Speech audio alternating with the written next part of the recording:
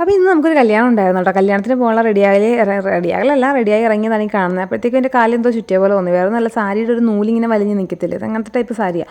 അപ്പോൾ നൂല് വലിഞ്ഞപ്പോഴത്തേക്കും ശംഖു അതെല്ലാം പൊട്ടിച്ച് തന്നെ. പിന്നെ ഈ ചെരുപ്പ് ഞാൻ കാണിക്കുന്ന വേറെ നല്ല ചിന്നു നമ്മുടെ കൂടെ ഇല്ല. കല്യാണത്തിന് ഞങ്ങൾ 4 കൂടിയാണ് പോകണേ, അമ്മ മാത്രമേ ഉള്ളൂ.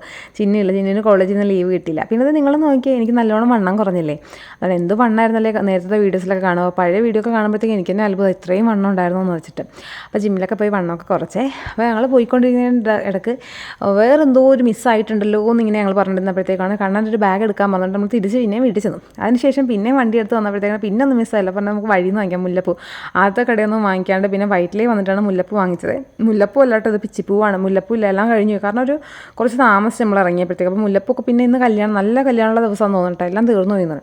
അങ്ങനെ ഈ കാണുന്ന ഫസ്റ്റ് എൻട്രിയാണ്. നമ്മൾ ആദ്യമേ കൺവെൻഷൻ സെൻറ്ററിൽ ചെന്നു, ഇറങ്ങി നടന്നു നിന്നപ്പോൾ ഞാൻ പറഞ്ഞു ശംഖു വീഡിയോ എടുത്തോന്ന് പറയും. അപ്പോൾ ഞാനും കണ്ണനും കൂടി അങ്ങ് നടന്നു. ഞാൻ കണ്ണനെ മൊത്തത്തിൽ നോക്കിയിട്ട് എന്തോ ഒരു സ്പെല്ലിംഗ് മിസ്റ്റേക്ക് ഉണ്ടല്ലോ എന്ന് പറഞ്ഞിട്ട്. അപ്പോൾ നോക്കിയപ്പോഴാണ് മനസ്സിലായത് ചെക്കനെ എല്ലാ ഡ്രസ്സൊക്കെ ഇട്ട് വന്നിട്ട് വീട്ടിലിടുന്ന സ്ലിപ്പർ തൊട്ട് വന്നിരിക്കുക, അതും ഏറ്റവും പൊട്ട.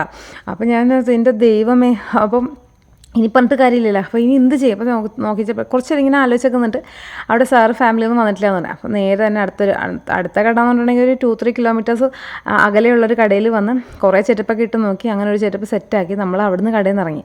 അപ്പോഴത്തേക്കും മണി 12:15 കഴിഞ്ഞിട്ടാണ്. അത്രയും താമസിച്ചു. പിന്നെ രണ്ടാമത്തെ എൻട്രിയാണ് ഈ കാണുന്നത്. നല്ല ഗ്രാൻഡ് കല്യാണമായിരുന്നു കേട്ടോ. എന്ന് വെച്ചാൽ ഒരു കോളേജല്ല, സ്കൂളിൻ്റെ സൈഡിലായിട്ടാണ് ഈ കൺവെൻഷൻ സെൻറ്റർ ഉള്ളത്. വെൽക്കം ഡ്രിങ്കിൽ നിന്ന് അങ്ങ് സ്റ്റാർട്ട് ചെയ്തു. ഒന്ന് ലെമൺ ഉണ്ടായിരുന്നു, പിന്നെ അതുപോലെ പൈനാപ്പിളിൻ്റെ ഉണ്ടായിരുന്നു. ഞാൻ പൈനാപ്പിൾ ആട്ടോ കുടിച്ചത്. ഇതാ പുറത്ത് കാണുന്ന പരിപാടിയാണ്. ആ 2 സുന്ദരിയായ പെൺകുട്ടികൾ നമ്മൾ വെൽക്കം ചെയ്യാൻ നിൽക്കുകയാണ്. എന്നിട്ട് അഞ്ജന എന്നാണ് നമ്മുടെ ബ്രൈഡിൻ്റെ പേര്.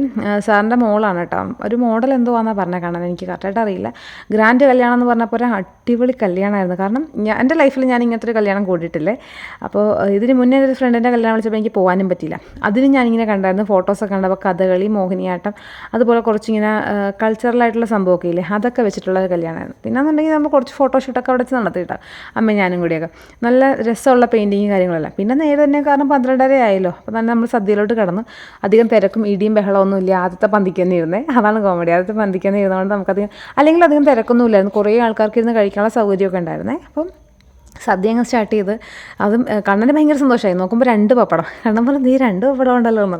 പിന്നെ ഞാനിപ്പോൾ അങ്ങനെ അധികം ചോറ് കഴിക്കാത്തതുകൊണ്ട് എനിക്ക് കുറേയൊന്നും കഴിക്കാൻ പറ്റില്ല. പിന്നെ ഇതൊന്നും എനിക്ക് കോംപ്രമൈസ് ചെയ്യാൻ പറ്റാത്ത കാര്യങ്ങളാണ്. കാരണം വെച്ചിട്ടുണ്ടെങ്കിൽ പായസമൊക്കെ വെച്ചിട്ടുണ്ടെങ്കിൽ 3 കൂട്ടം പായസം ഉണ്ടായിരുന്നു. എന്താ ബോളിയുള്ള പായസം നിങ്ങൾ കണ്ടില്ലേ. പിന്നെ ഗോതമ്പിൻ്റെയും പഴപ്രഥമനും ഉണ്ടായിരുന്നു.